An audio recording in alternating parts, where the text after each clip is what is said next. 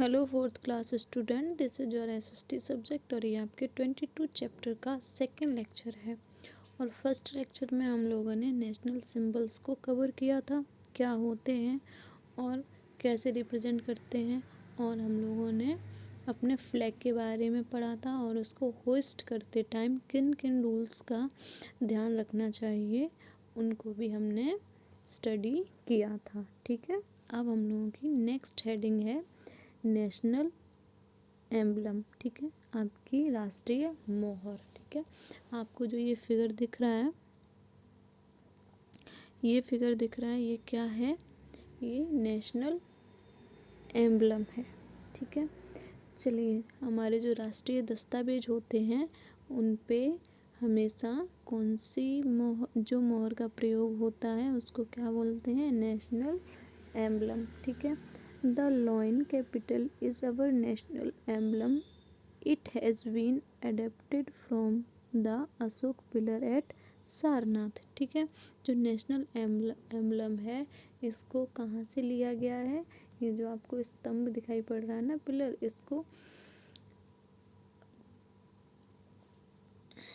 इसको राजा अशोक ने बनवाया था। कब बनवाया था? 16वीं सेंचुरी में। ठीक है, और जो एनवलप यहीं से अडॉप्ट किया गया है और ये है कहाँ पे? ये सारनाथ में है। ठीक है, और आपको ये जो लाइन दिख रहे हैं ना, ये 3 नहीं है, ये 4 है। इस लाइन के जस्ट पीछे एक और लाइन है। ठीक है, और ये आपको ये दिख रहा है, ये हॉर्स है और एंड आपको ये दिख रहा है, ये बुल है। ठीक है, ये क्या है? ये एक व्हील है, पहिए टाइप का। ठीक है, चलिए, ये आपको कहाँ देखने के लिए मिलता है? हमारे फ्लैग में। जो आपको फ्लैग में गोल पहिया देखने के लिए मिलता है वो यहीं से अडॉप्ट किया गया है। चलिए नेक्स्ट हम लोग पढ़ते हैं। ठीक है, it has 4 lion facing 4 direction. हमने आपको बता दिया था पहले ही है। ये 4 सिर वाले शेर हैं इस एम्बलम में। ठीक है, जिनके मुंह चारों दिशाओं में हैं। ठीक है, but only 3 can be seen at a time from the front. लेकिन अगर हम फ्रंट से देखेंगे तो हमें केवल 3 ही सर दिखाई पड़ेंगे, क्योंकि जो ये पीछे वाला है वो छिप जाता है। अगर हम यहाँ पर खड़े होंगे तो हमें ये दिखाई देगा, ये दिखाई देगा और इधर वाला दिखाई देगा, ये वाला दिखाई नहीं देगा। यानी जिसके सामने हम खड़े होंगे उसके पीछे वाला सिर हमें दिखाई नहीं देगा। इसीलिए हमें, अगर हम सामने से देखते हैं तो केवल 3 हेड ही दिखाई देते हैं लॉइन के। चलिए, the base of the emblem has a wheel at the centre with A bull on the right hand, a horse on the left hand. ठीक है, हमारे एनवलप में सेंटर में एक आपको व्हील दिखाई पड़ेगा और सेंटर के लेफ्ट में आपको एक हॉर्स दिखाई देगा एंड राइट में आपको बुल दिखाई देगा। ठीक है, इसके भी मीनिंग है। Every aspect of our emblem convey a meaning. ठीक है, आपकी जो एम्बलम है, हमारी नेशनल एम्बलम है, इसके हर एक एस्पेक्ट यानी हर एक पहलू में कोई ना कोई मीनिंग छिपा हुआ है। ठीक है, बहुत ही मीनिंगफुल चीज़ें इसमें हैं। The lion stand for power. जो आपको ये लॉइन्स दिखाई पड़ रहे हैं ये हमारी कंट्री की पावर को दिखाते हैं। ठीक है, ये किस लिए स्टैंड करते हैं? हमारी कंट्री के पावर के लिए। ठीक है, और जो आपको व्हील दिखाई पड़ रहा है ये किसके लिए सिग्निफिकेंस है?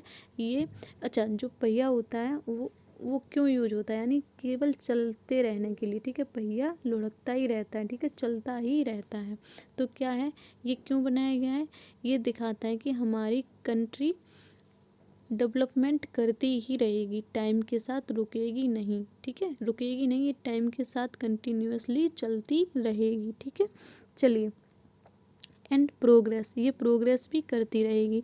The bull depicts constant firmness and labour. ठीक है, जो बुल्स हैं वो क्या दिखाते हैं?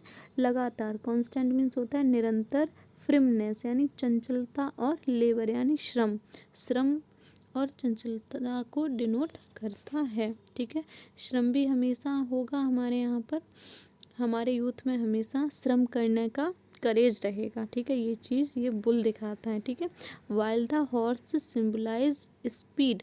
ठीक है, और हमारे जो कंट्री की स्पीड होगी डेवलप करने की वो लाइक अ हॉर्स यानी हाई स्पीड पे रहेगा। पावर लाइन की तरह, स्पीड हॉर्स की तरह, और जो डेवलपमेंट होने की कंटिन्यू चलता रहेगा व्हील की तरह, और बुल की तरह श्रम करेगा।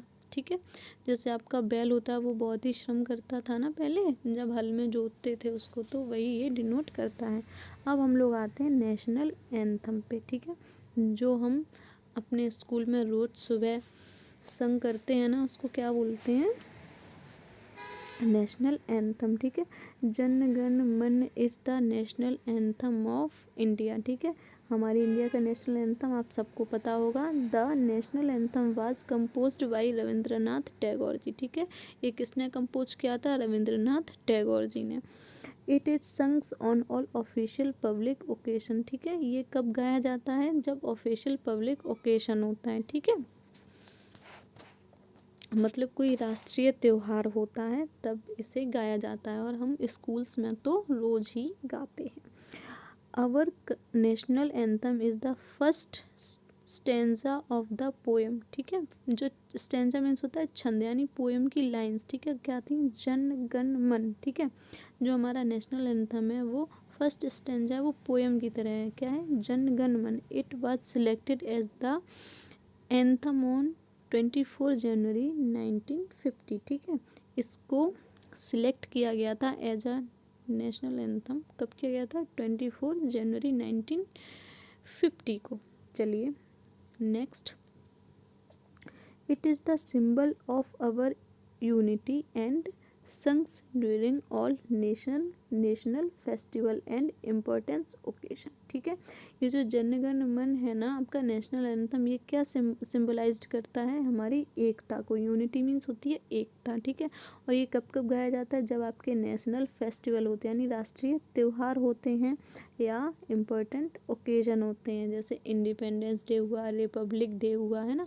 इन दिनों पर हम अपना नेशनल एंथम गाते हैं। ठीक है, the national anthem should be संग इन 52 सेकेंड्स। ठीक है, जो हम लोग नेशनल एंथम गाते हैं उसको हमें कितने सेकेंड्स में ख़त्म करना चाहिए? 52 सेकेंड्स में हमें ख़त्म कर देना चाहिए, ना जल्दी ना ज़्यादा देर में। ठीक है, चलिए अब आते हैं नेशनल सॉन्ग पे।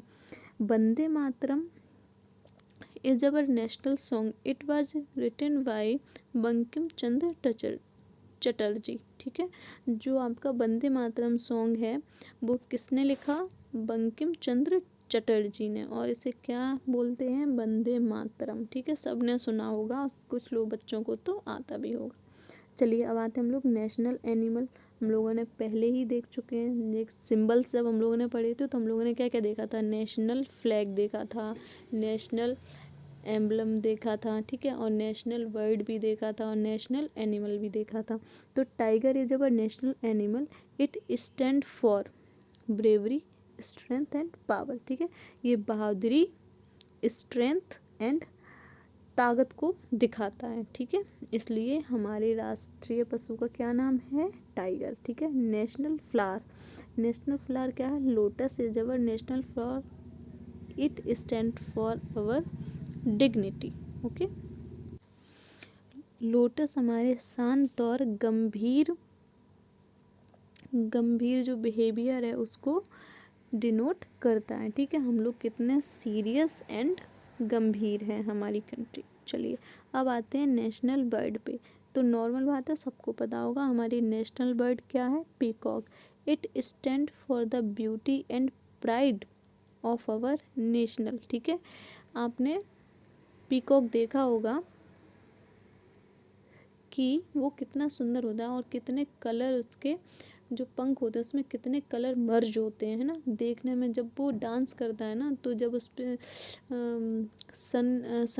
सनरेज पड़ती हैं, ठीक है, वो जब शाइन करते हैं उसके पंख, तो बहुत ही सुंदर लगते हैं। तो क्या है, ये हमारी कंट्री की सुंदरता को रिप्रेजेंट करता है। ठीक है, सुंदरता को रिप्रेजेंट करता है, और ये हमें गौरवान्वित महसूस कराता है। ठीक है, चलिए इस चैप्टर को हम लोग यहीं फिनिश करते हैं, और आपके क्वेश्चन आंसर आपको PDF फॉर्म में प्रोवाइड करा दिए जाएंगे, और आप इस चैप्टर को दोबारा से अच्छे से पढ़िएगा। Thank you.